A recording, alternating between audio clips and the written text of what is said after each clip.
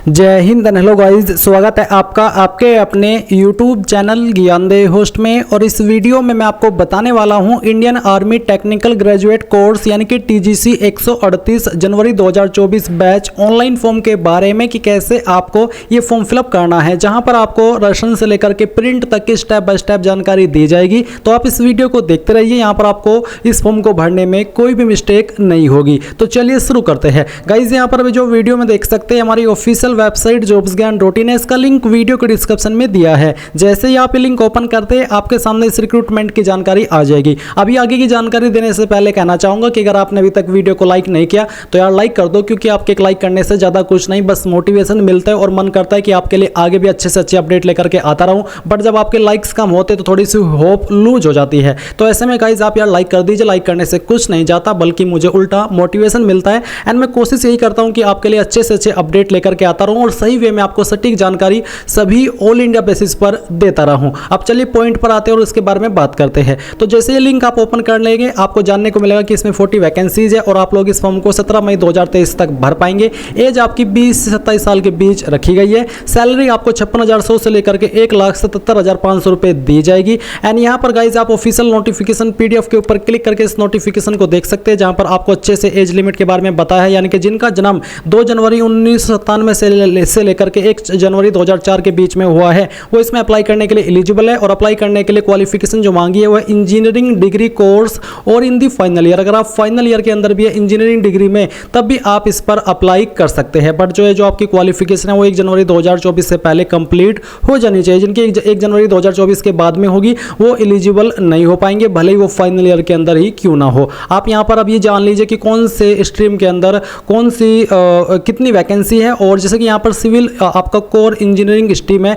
तो इससे जुड़े हुए जो स्ट्रीम है वो भी आप यहाँ पर देख सकते हैं। एंड अगर आपकी इनमें से किसी भी डिसिप्लिन में क्वालिफिकेशन है तो तब भी आप सिविल वाले डिसिप्लिन में अप्लाई कर सकते हैं। तो नोटिफिकेशन के अंदर आप सभी डिसिप्लिन की जानकारी चेक कर लीजिएगा। ये सभी जानकारी चेक करने के बाद मैं आपको बता दूं कि इसमें अप्लाई करने के लिए कोई एप्लीकेशन फीस भी नहीं है। अब बात करते हैं कि कैसे आपको अप्लाई करना है। तो अप्लाई करने के लिए गाइज जो मैंने वीडियो के डिस्क्रिप्शन में हमारी वेबसाइट का लिंक दे रखा है, यहीं पर आप अप्लाई ऑनलाइन लिंक के ऊपर क्लिक करेंगे। इस पर क्लिक करने के बाद आपके सामने इंटरफेस आ जाएगा। अब अगर आपने इंडियन आर्मी की वेबसाइट का इस्तेमाल करके ऑफिशियल लेवल पर कभी कोई फॉर्म भरा है तो आप यहां पर आपके रजिस्टर्ड ईमेल आईडी डालेंगे, ये पासवर्ड डालेंगे जो कि आपने उस वक्त बनाया था। एंड फिर आप ये कैप्चा कोड डाल करके लॉगिन कर लेंगे। बट अगर आपने ऑफिशियल लेवल की किसी पोस्ट पर फॉर्म को भरा था और आप अपना पासवर्ड भूल चुके हैं तो आप फॉरगॉट पासवर्ड के ऊपर क्लिक करेंगे। यहां पर यूजर नेम के अंदर आपके रजिस्टर्ड ईमेल आईडी डालेंगे जो कि आपने उस वक्त रजिस्टर की थी। एंड यहां पर फिर आपको आपकी डेट ऑफ बर्थ सेलेक्ट करनी है जो कि आपने फॉर्म के अंदर भरी थी। सिक्योरिटी क्वेश्चन आपने क्या सिलेक्ट किया था उस वक्त जब रजिस्ट्रेशन किया था वो आप सिलेक्ट करके उसका जो आंसर आपने उस वक्त दिया था वो आप यहां पर डालेंगे। एंड जो मोबाइल नंबर है वो डाल करके सबमिट करेंगे तो आपकी ईमेल आईडी के ऊपर ईमेल सेंड की जाएगी जिसमें कि आपकी ईमेल आईडी एंड आपको एक न्यू पासवर्ड दिया जाएगा, उसका इस्तेमाल करके आप लॉगिन कर लेंगे। बट अगर आप फ्रेशर है और आपने इस वेबसाइट पर ऑफिशियल लेवल पर कभी कोई फॉर्म नहीं भरा तो आप यहां पर रजिस्ट्रेशन के ऊपर क्लिक करेंगे। इस पर क्लिक करने के बाद आप यहां पर कंटिन्यू पर क्लिक करेंगे। अब आती है पर्सनल डिटेल, जहां पर आई है Aadhaar number, enrolment number. Enrolment number वो होता है जब आप आधार के लिए अप्लाई करते हैं, या फिर नन, यानी कि इनमें से कोई नहीं। तो जो भी आपके पास इनमें से चीज़ है वही आपको सिलेक्ट करनी है। एंड फिर आप यहाँ पर जो आपका आधार इनरोलमेंट नंबर है वो देंगे। अगर आप नन सिलेक्ट करते तो फिर आपको देने की आवश्यकता नहीं पड़ेगी। कैंडिडेट नेम आपको यहाँ पर आपका नाम 10th के सर्टिफिकेट के अकॉर्डिंग एंटर करना है। यहाँ पर आपको आपके फादर गार्जियन का नेम डालना है, यानी कि जो आपके अभिभावक है ये भी 10th के सर्टिफिकेट के अकॉर्डिंग होना चाहिए। आपकी मदर्स का नेम आपको यहाँ पर डालना है। डेट ऑफ बर्थ आपकी क्या है वो आप यहाँ पर एंटर करेंगे। एंड इसके बाद में जो आपकी ईमेल एड्रेस है वो आप यहाँ पर डालेंगे। एंड जो मोबाइल नंबर है वो भी आप यहाँ पर डालेंगे। ये कैप्चा कोड फिल करेंगे एंड देन आपको सबमिट पर क्लिक करना है। अभी गाइज मैं आपको बता दूं कि जो आगे की जानकारी है वो मैं आपको एक अपनी अन्य वीडियो से दे रहा हूं जो कि जब मैंने TGC 137 का फॉर्म आया था तब बनाई थी। क्योंकि क्या है ना कि इस वेबसाइट के ऊपर आप एक ही बार रजिस्ट्रेशन कर सकते हैं और मेरी इसके अकॉर्डिंग यहाँ पर जो इन्फॉर्मेशन है वो गलत हो गई थी और इसमें आधार वेरिफिकेशन मांगा जाता है। तो ऐसे में यहाँ पर मैं दूसरा रजिस्ट्रेशन नहीं कर सकता, इसलिए मैं आपको प्रीवियस वीडियो से ही बता रहा हूँ कि कैसे आपको आगे का फॉर्म भरना है। कोई भी डिफरेंस इस फॉर्म को भरने में नहीं है। अगर आपको कहीं पर कोई भी डाउट लगे तो आप कमेंट के माध्यम से पूछ सकते हैं एंड आप इसको बिना किसी मिस्टेक के भर पाएंगे अगर आप वीडियो को इसको आगे पूरा देखेंगे। फिर भी जैसे कि मैंने कहा कि कोई डाउट अगर आपके मन में आए कहीं पर किसी भी पॉइंट पर तो आप कमेंट के माध्यम से पूछ लीजिएगा। सबमिट के ऊपर क्लिक करने के बाद आपकी ईमेल आईडी के ऊपर एक OTP जाएगा और वो OTP आपको यहाँ पर कुछ इस प्रकार से देखने को मिलेगा। मैं इस फॉर्म को डेमो के रूप में भर रहा हूँ तो मैंने यहाँ पर एक टेम्पररी ईमेल यूज की है, यानी कि ईमेल आईडी यूज की है। तो आप देखोगे कि आपको इंडियन आर्मी की तरफ से ईमेल मिलेगी, जहां पर आपको आपका नाम और ओटीपी देखने को मिल जाएगा। अब ये ओटीपी आपको यहां पर फिलअप करना है। फिलअप करने के बाद जो कैप्चा आपके सामने दिया है, कैप्चा यहां पर डालना है और फिर आपको सबमिट के ऊपर क्लिक करना है। सबमिट के ऊपर क्लिक करने के बाद यहां पर दोस्तों आपके सामने एक न्यू इंटरफेस आ जाएगा, जहां पर आपकी रजिस्ट्रेशन की जानकारी दी गई है और कुछ जानकारी आपको भरनी है, जैसे कि जो भी आपका जेंडर है वो यहां से आपको चूज कर लेना है। इसके बाद मैरिटल स्टेटस में आपको अनमैरिड चूज करना है, क्योंकि इसमें अनमैरिड कैंडिडेट ही अप्लाई कर पाएंगे। फिर नीचे एजुकेशनल की जानकारी आ चुकी है, यानी कि आपकी क्वालिफिकेशन की जानकारी। तो मैट्रिकुलेशन के सामने क्लिक करके आपको चूज करना है कि आपने कौन से बोर्ड से की है। अगर स्टेट बोर्ड से की है तो स्टेट बोर्ड चूज कर लीजिए। इसको चूज करने के बाद यहां पर आपकी स्टेट सेलेक्ट कर लीजिए। फिर आता है मैट्रिकुलेशन 10th सर्टिफिकेट नंबर, यानी कि आपको जो 10वीं की मार्कशीट है उसका सर्टिफिकेट नंबर एंटर करना है। अगर आपकी मार्कशीट के ऊपर नहीं है तो आप यहां पर 10th का रोल नंबर दे सकते हैं, बट अगर नहीं है तब। इसके बाद यहां पर जो आपकी 10th की मार्कशीट आपने चूज की है उसका जो सर्टिफिकेट है वो यहां पर आपको अपलोड करना है स्कैन करने के बाद में। एलिजिबल क्वालिफिकेशन, तो इसमें एलिजिबल क्वालिफिकेशन आपकी ये है जो कि मैं यहां पर सिलेक्ट कर रहा हूं, बी टेक, ये आपको चूज कर लेना है। इसका स्टेटस आपको यहां से सिलेक्ट कर लेना है। डेट ऑफ इनरोलमेंट ये आपको खाली छोड़ देनी है, क्योंकि ये फ्रेशर कैंडिडेट के लिए नहीं है। फिर आपको इस तरफ आना है, यहां पर आप आपके नंबर की जानकारी, ये सब जानकारी देखोगे। नीचे आपको आना है, फिर है सिक्योरिटी क्वेश्चन, तो आपको एक क्वेश्चन चूज कर लेना है। इसको चूज करने के बाद आपको उसका आंसर दे देना है। ये आंसर आपको तब काम आएगा जब आप अपना पासवर्ड भूल जाओगे और आप उसको रिसेट करने की कोशिश करोगे, तो आपको इस क्वेश्चन का आंसर दे करके आपका जो रिसेट का ऑप्शन है वो मिल जाएगा। फिर दोस्तों यहां पर आपको एक अपना पासवर्ड क्रिएट कर लेना है, जो कि कम से कम 8 वर्ड का होना चाहिए, यानी कि 8 अंकों का। जो भी पासवर्ड आपने दिया उसको दोबारा से डाल करके कंफर्म करना है। जो कैप्चा कोड आपके सामने, कैप्चा कोड यहां पर डालना है और डालने के बाद जो भी जानकारी आपने यहां पर भरी है, अभी एक बार और अच्छे से श्योर हो जाइए कि हाँ ये सभी जानकारी सही है, क्योंकि बाद में मौका नहीं दिया जाएगा इस सभी जानकारी को चेंज करने का। इसलिए आपको यहां पर श्योर होकर के सेव के ऊपर क्लिक करना है। अब यहां पर आपके सामने इंटरफेस आ जाएगा और आपको बोला जा रहा है कि आपको अप्लाई करने से पहले अपना फोटो और सिग्नेचर यहां पर अपलोड करना है, तो आपको ओके कर देना है। ओके करने के बाद यहां पर दोस्तों आपको अपडेट के ऊपर क्लिक करना है। अपडेट के ऊपर क्लिक करने के बाद आपको यहां पर इनको अपलोड करने के जो ऑप्शन है वो देखने को मिलेंगे। आपको क्या करना है, यहां से ओके करना है। ओके करने के बाद जो आपका फोटो है वो आपको 5 से 20 केबी के बीच में रह करके ही अपलोड करना है। तो चूज फाइल के ऊपर क्लिक कीजिए और जहां पर भी आपका फोटो है वो आपको यहां से सिलेक्ट कर लेना है। तो चलिए इसको सिलेक्ट करते हैं और यहां से ओपन कर लेते हैं। ओपन करने के बाद आपका फोटो आ जाएगा। फिर यहां पर आपको अपना सिग्नेचर अपलोड करना है। सिग्नेचर का साइज आपका 10 केबी से नीचे ही रहना चाहिए। तो जहां पर भी आपका सिग्नेचर है वो सिग्नेचर आपको यहां से सिलेक्ट कर लेना है। सिग्नेचर चूज करने के बाद जैसे ही ओपन करोगे तो यहां पर उसका प्रीव्यू आपके सामने आ जाएगा। आपको नीचे आना है और नीचे आकर के अगर आप इन जानकारी में कुछ चेंजेस करना चाहते तो कर सकते हैं, नहीं तो आपको यहां पर जो आपके सामने कैप्चा कोड है डालना है और डालने के बाद आपको सेव के ऊपर क्लिक करना है। सेव के ऊपर क्लिक करने के बाद ये जानकारी भी आपकी यहां पर सेव हो जाएगी। अब यहां पर आप देखोगे कि आपका रिकॉर्ड सक्सेसफुली सेव हो चुका है। आपको यहां से ओके करना है और ओके करने के बाद यहां पर दोस्तों आपको अप्लाई ऑनलाइन के ऊपर क्लिक करना है। अप्लाई ऑनलाइन के ऊपर क्लिक करने के बाद दोस्तों आपके सामने जो एलिजिबिलिटी का पेज है वो आ जाएगा, जो कि यहां पर आपके सामने है। अब आपको सिंपली नीचे अप्लाई के ऊपर क्लिक करना है। अप्लाई के ऊपर क्लिक करने के बाद आपके सामने यहां पर इंस्ट्रक्शंस आएंगे, आपको इनको रीड कर लेना है और जान लेना है कि कौन लोग इसमें एलिजिबल है इस जानकारी के अकॉर्डिंग। फिर आपको कंटिन्यू के ऊपर क्लिक करना है। कंटिन्यू के ऊपर क्लिक करने के बाद आपकी पर्सनल डिटेल यहां पर आ चुकी है। आपको यहां पर नेशनलिटी के अंदर इंडियन चूज कर लेना है। फिर आपको फिर से यहां पर अपना फोटो और सिग्नेचर अपलोड करना है, जैसे कि अभी आपने किया था। यहां से फोटो सेलेक्ट करते हैं। इसके बाद जहां पर भी आपका सिग्नेचर है, जो कि अभी आपने यहां पर सिलेक्ट भी किया था, अपलोड भी किया था, वो आपको सेम तरीके से चूज करना है और चूज करने के बाद इसको यहां से ओपन कर लेना है। ओपन करने के बाद आपको यहां पर सेव एंड कंटिन्यू के ऊपर क्लिक करना है।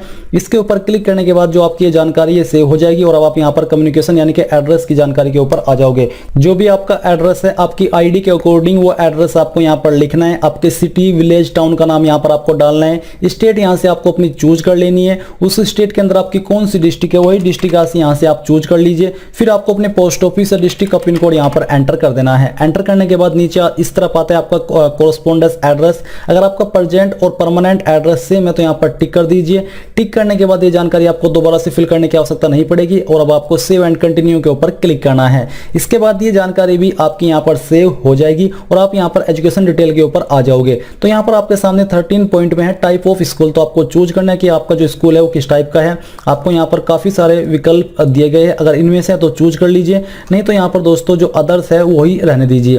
फिर दोस्तों यहां पर है रोल नंबर ऑफ 10+2, यानी कि आपको यहां पर 12वीं का जो रोल नंबर है वो एंटर करना है। तो चलिए यहां पर हम इसको एंटर कर देते हैं। ये एंटर करने के बाद यहां पर आता है अदर स्कूल। तो जो आपका अदर स्कूल है उसका नाम क्या है वो यहां पर आपको एंटर करना है। तो चलिए हम यहां पर इसको फिल कर देते हैं। फिर यहां पर दोस्तों नीचे आता है वेदर डिप्लोमा होल्डर। अगर आप डिप्लोमा होल्डर यानी कि आपके पास डिप्लोमा है तो यस कीजिए, नहीं तो आप आपको नो करना है। इसके बाद है aggregate percentage of marks in class 12, यानी कि आपकी परसेंटेज कितनी थी 12th के अंदर, वो आपको लिखनी है। फिर नीचे आता है मेन इंजीनियरिंग स्ट्रीम, तो आपका इंजीनियरिंग का मेन स्ट्रीम कौन सा है वही स्ट्रीम यहाँ से आपको चूज कर लेना है। इसको चूज करने के बाद यहाँ पर वेबसाइट रिफ्रेश होगी और रिफ्रेश होने के बाद यहाँ पर आपके सामने कुछ और विकल्प आ जाएंगे। तो यहाँ पर जैसे आपने अपनी जो स्ट्रीम है वो चूज कर ली है, तो आपको बोला जा रहा है नोटिफाइड एविलेंट स्ट्रीम, यानी कि यहाँ पर इक्विवेलेंट स्ट्रीम, तो आपको कौन सी में अप्लाई करना है तो वही यहाँ से आपको चूज कर लेना है। इसको चूज करने के बाद यहाँ पर है date of joining engineering course, यानी कि जो आपका इंजीनियरिंग कोर्स है या आपने कब ज्वाइन किया था वो डेट यहाँ से आपको सिलेक्ट करनी है, पहले ईयर, फिर यहाँ से आपका जो मंथ है वो, और फिर यहाँ से डे। इसके बाद कब आपने इसको कंप्लीट कर लिया था वो आपको यहाँ से चूज करना है। तो सेम तरीके से यहाँ पर आपको इसको सिलेक्ट कर लेना है। तो चलिए हम यहाँ से इसको सिलेक्ट करके आपको दिखाते हैं, ये आपने सिलेक्ट कर लिया है। इसके बाद दोस्तों यहाँ पर नीचे आता है नेम ऑफ कॉलेज, यानी कि आपने किस कॉलेज से किया है आपको उसका नाम एंटर करना है। तो ये आप नाम अच्छे से अपना फिल कर दीजिएगा। यूनिवर्सिटी, तो अगर आपने डायरेक्टली यूनिवर्सिटी से किया तो आपको दोनों में यूनिवर्सिटी का नाम देना है। अगर आपकी जो कॉलेज है वो किसी यूनिवर्सिटी से एफिलेटेड है तो आपको यूनिवर्सिटी के अंदर उस यूनिवर्सिटी का नाम एंटर कर देना है जहां से वो एफिलेटेड है। टाइप ऑफ यूनिवर्सिटी, तो आपकी यूनिवर्सिटी का टाइप क्या है वो यहाँ से आपको चूज कर लेना है। State in which university located, यानी कि कौन सी स्टेट के अंदर आपकी यूनिवर्सिटी स्थित है, लोकेटेड है, वो आपको चूज करना है। गेट स्कोर, अगर आपने गेट के अंदर पार्टिसिपेट किया था या क्या किया हुआ है तो जो आपका गेट स्कोर है वो कितना है वो यहाँ पर आपको डालना है, तो आपको खाली छोड़ देना है। और ये कब तक वैलिड है वो आपको देना होगा। अगर आपने नहीं लिया इसमें पार्टिसिपेशन तो आप इसको खाली छोड़ दीजिए। ये सब जानकारी भरने के बाद आपको नीचे आना है और आप यहाँ पर देखोगे सेमेस्टर फर्स्ट, यानी कि आपके सेमेस्टर फर्स्ट या फिर सेमेस्टर ईयर के अंदर कितने नंबर थे, टोटल मार्क्स आपको यहाँ पर डालने हैं। जैसे कि यहाँ पर मैं 500 एग्जाम्पल के तौर पर आपको फिल करके दिखाता हूँ। अब आपको इसमें से कितने आए थे वो यहाँ पर आपको एंटर करना है। ये आपने जानकारी भर दी है, परसेंटेज आपकी यहाँ पर आ जाएगी। फिर सेम तरीके से आपको यहाँ पर जो सेमेस्टर 2 यानी कि ईयर फर्स्ट उसकी जानकारी देनी है, सेमेस्टर 3 की जानकारी देनी है, सेमेस्टर 5 की जानकारी। तो इस प्रकार से आपको इसको भर देना है और भरने के बाद आपको कैलकुलेट के ऊपर क्लिक करना है। कैलकुलेट के ऊपर क्लिक करने के बाद आप यहाँ पर देखोगे कि आपके नंबर्स के अकॉर्डिंग आपकी जो परसेंटेज है वो कैलकुलेट कर ली गई है। आपको पूरी जानकारी यहाँ पर देखने को मिल पा रही है। अब आपको क्या करना है, आपको यहाँ पर नीचे सेव एंड कंटिन्यू के ऊपर क्लिक करना है। इसके ऊपर क्लिक करने के बाद ये जानकारी आपके यहाँ पर सेव हो जाएगी और अब आपके सामने एसएसबी की जानकारी आ चुकी है। अगर आपने एसएसबी में पार्टिसिपेशन किया है तो आपको यस करना है, नहीं तो आपको नो करना है। अगर आप फ्रेशर हो तो आपको इसके बारे में कुछ जानने की आवश्यकता नहीं है कि ये क्या है। अगर आप इसके अंदर पार्टिसिपेशन किए हो तो आपको बताने की आवश्यकता नहीं पड़ेगी कि यह क्या है। अगर आप यस कर रहे हो तो आपको यहाँ पर जो आपका एक एंट्री है, कौन सी आपकी एंट्री थी एसएसबी में, वो आपको चूज करना है। फिर यहाँ पर आपको अपनी लोकेशन सेलेक्ट करनी होगी। जो आपका थर्ड ऑप्शन है ईयर मंथ, आपको चूज करने के बाद आपने कौन से इसमें पार्टिसिपेशन किया था, रिजल्ट आपका क्या था, ये सब जानकारी आपको देनी है। तो हम यहाँ से इसको नो कर देते हैं क्योंकि पार्टिसिपेशन नहीं किया है और फिर सेव एंड कंटिन्यू के ऊपर क्लिक कर दीजिए। इसके ऊपर क्लिक करने के बाद आपके सामने आपके फॉर्म का प्रीव्यू आ चुका है। आपके द्वारा भरी गई सभी जानकारी यहाँ पर दी गई है। ये आपके पास एक वन लास्ट टाइम है इन सभी जानकारी को चेक करके अगर कोई जानकारी एडिट करना चाहते हो उसको सही करने का। अगर आपको लगता है कि कोई जानकारी गलत है तो उसको सही कर लीजिए, नहीं तो आपको नीचे आकर के सिंपली सबमिट के ऊपर क्लिक करना है। तो हम यहाँ से सबमिट करते हैं और यहाँ से ओके कर देते हैं। ओके करने के बाद आप देखोगे कि आपका एप्लीकेशन सक्सेसफुली सबमिट हो चुका है। आपको यहाँ से इसको ओके कर देना है। एंड गाइज आपको फॉर्म का प्रिंट लेने के लिए क्या करना है, आपको हिस्ट्री ऑफ एप्लीकेशन में जाना है और व्यू के ऊपर क्लिक करना है जो कि आपने फॉर्म भरा है वो, और फिर आप अपने फॉर्म का प्रिंट ले पाएंगे। इस प्रकार से गाइज आप लोग Indian army TGC 138 online form 2023 को भर पाएंगे। आई होप आपको प्रोसेस पसंद आया होगा। अगर आपको कहीं पर कोई डाउट रहा हो तो आप कमेंट के माध्यम से पूछ लीजिएगा। So thanks for watching. जय हिंद।